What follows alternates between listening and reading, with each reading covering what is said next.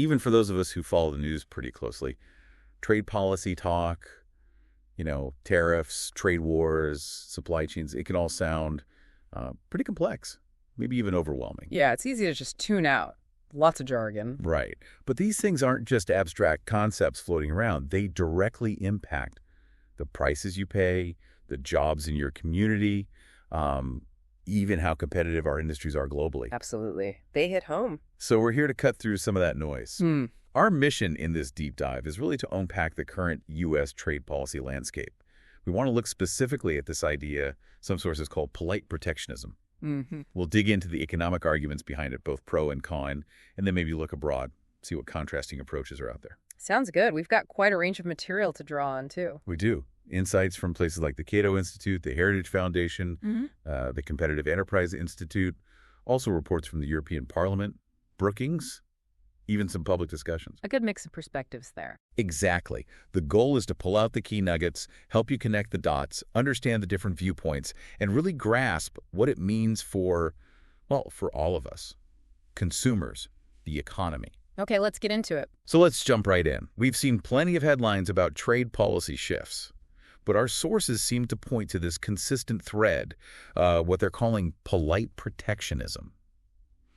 What exactly does that mean? Why that term? Well, it's fascinating how the Cato Institute puts it. They actually call the current approach the reign of polite protectionism. Reign. Strong word. It is.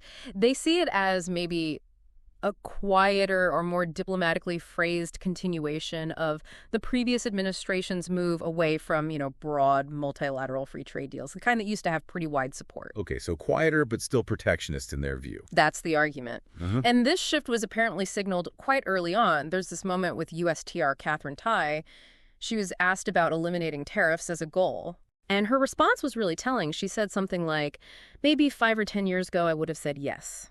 But now, policies need to be nuanced, need to factor in lessons learned. Nuanced, okay. What kind of lessons? She specifically mentioned that unfettered liberalization, her words, contributed to very, very fragile supply chains, especially with recent disruptions. Ah, the supply chain argument. Suggesting too much free trade made us vulnerable. How do the sources respond to that? Does Cato buy that? Well, that's a major point of disagreement. While Tai talks about unfettered liberalization, Cato pushes back hard on that very idea. How so? They argue that, hang on, the U.S. never really had unfettered liberalization. They point out that many significant U.S. tariffs and non-tariff barriers were already in place long before these recent shifts. So the idea of completely free trade being the problem is inaccurate in their view. That's their contention. It raises this big question, right? Is this nuanced approach a necessary adaptation to new realities? Or is it just, protectionism dressed up in softer language, maybe still carrying big economic costs? Interesting. A less overt form, maybe. Exactly. And many of the sources we looked at lean towards that second interpretation, that it's maybe more politics than pure economics driving it. Okay, let's talk about tariffs then. They've definitely been a key tool. The usual story is they help domestic industries or maybe punish other countries, but who actually pays the price, according to these analyses? Yeah, stepping back to the big picture, many sources really hammer this point. Tariffs are basically taxes. Taxes, okay. But crucially, they're not taxes paid by foreign companies sending goods here. They're taxes paid, ultimately, by American consumers and businesses. Ah, so it's not like the exporting country just eats the cost. Not according to these analyses. They do. Take the big tariffs on Chinese goods affecting, over $400 billion in trade. Cato calculated that these tariffs jacked up costs for Americans by roughly $51 billion a year. $51 billion, that's significant. It is. And they state pretty clearly these costs fall almost entirely on American consumers. And that includes regular shoppers, sure, but also American businesses buying parts and materials they need to make their products here. So it ripples through the whole economy. It does. And Heritage gives some specific examples. They talk about companies like Harley-Davidson facing this sort of double whammy punch. Double whammy. Yeah. First, they paid more for imported stuff because of U.S. tariffs. Then, other countries hit back with retaliatory tariffs on Harley's exports. tens of millions in losses, apparently. Ouch. So it hits both ways. Right. And Cato also flags the solar tariffs example. They were put in place specifically to boost U.S. solar manufacturing. Does it work? Well, according to Cato's analysis, the outcome was the opposite. They estimate about 6,000 American job losses directly, and the industry missed out on something like 62,000 potential jobs and, get this, $19 billion in private sector investment. Wow. So a policy meant to help an industry actually led to job losses and missed investment. That seems counterintuitive. It's a striking paradox, isn't it? Which leads to your earlier question. Right, if they're so costly for Americans, why use them? What's the rationale the sources identify from, the policymaker's perspective? Brookings offers a few angles on this. One big driver is this belief, maybe a feeling, that other countries have exploited the U.S. on trade for a long time. Tariffs become a tool to demand reciprocity, to level the field. Okay, a fairness argument. Sort of. Another reason is just fiscal. Tariffs bring in customs revenue for the Treasury that can help offset tax cuts or fund spending. Mm-hmm. And then there's the projection of strength. Using tariffs signals toughness, creates leverage in negotiations. You're showing you're willing to disrupt things to get what you want. So it's a mix of perceived fairness, money, and negotiation tactics. Seems to be. But it creates this real tension the sources highlight. Wow. A policy tool with clear goals, often popular ones. But these analyses suggest it comes with these significant, often hidden costs falling right back on the people it's supposed to help. Fascinating tension. Okay, moving beyond tariffs, what about policies like Buy American? The idea is to boost domestic production, right? What do the sources say about their impact? Yeah, this gets into that broader debate about effectiveness. Cato, staying consistent with their free market view, sees Buy American rules as just another flavor of protectionism. Basically, like a tariff. How so? Like a hidden tariff? Essentially, yeah. They argue it blocks market access for foreign competitors and almost inevitably leads to higher prices for whatever's being bought, whether it's government buying things or incentives for consumers. Okay. Are there examples? A really potent one they point to was the electric vehicle tax credit in the proposed Build Back Better bill. The goal was boosting U.S. EV making. Sure. But the credit was smaller, or even zero, for cars not made with union labor or not assembled in the U.S. Ah, the strings attached. Exactly. And that immediately caused an uproar internationally. Canada, for instance, came out swinging. They said this Buy American, Buy Union part was effectively a 34% tariff on their assembled vehicles. 34%. Wow. Yeah. And they threatened retaliation, legal action under the USMCA trade deal. Yeah. So it wasn't just a domestic thing, it risked a trade fight. Right. So these domestic-focused policies can have major international ripple effects. Precisely.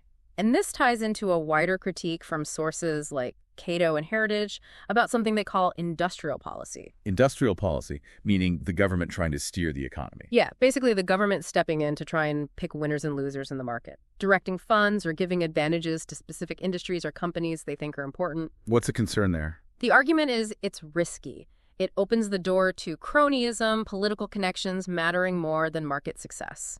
It can waste huge amounts of taxpayer money propping up favored sectors. Instead of letting the market decide. Right. And they argue it can actually stifle the innovation and drive that makes an economy competitive in the long run.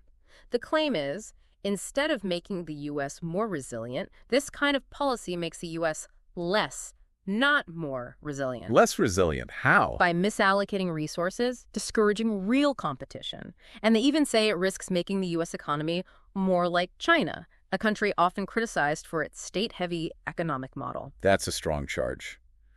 Really highlights a fundamental disagreement, doesn't it, about the role of government in the economy? Absolutely. A core philosophical divide. Okay, this whole discussion inevitably brings us to global institutions like the World Trade Organization, the WTO. Yeah. How have these recent U.S. policies and the philosophies behind them affected that global framework? Yeah, looking at the global system, both the Trump and Biden administrations have drawn criticism from various sources for, undermining the WTO, particularly its system for resolving disputes, the appellate body. The dispute settlement part. Why the criticism? The European Parliament report notes U.S. concerns aren't brand new, but the Trump administration really ramped up the criticism, citing things like the appellate body missing deadlines, or maybe overstepping its bounds by interpreting rules in ways that create new obligations. Okay, procedural or overreach concerns. But then Cato pushes back again.